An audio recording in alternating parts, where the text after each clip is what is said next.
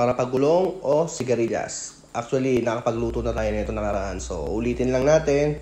So, ibang version ng tawag dito igang-iga talaga guys. So, ito, arm. Ito na, syempre, iwain natin itong sigarilyas ng pino at itong mga karne at mga gulay. Re-ready lang muna natin to para mamaya gigisay na natin lahat. Kaya natin dyan, yan mga bawang, sibuyas, luya, bell pepper, sili, syempre, itong pinigang gata ng bonggang-bongga. Yan, panggigilan nyo na ng panggigilan. So, pwede na natin umpisahan. Unahin natin ang sibuyas, sunod natin ang bawang at luya. Halu-haluin at pwede nang ilagay ang karne. At ito na, asin, paminta, at lara. Yan. So, pagka ganyan na brown, pwede natin siyang lagyan ng pinigang gata.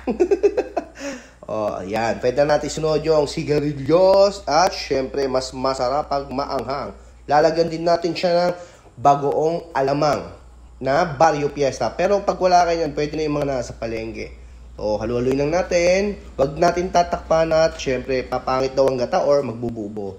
So, eto. Pwede na to guys. Tignan nyo naman. Napakasarap. Sobrang solid. Pero try nyo rin, malay nyo naman, hindi naman talaga masarap.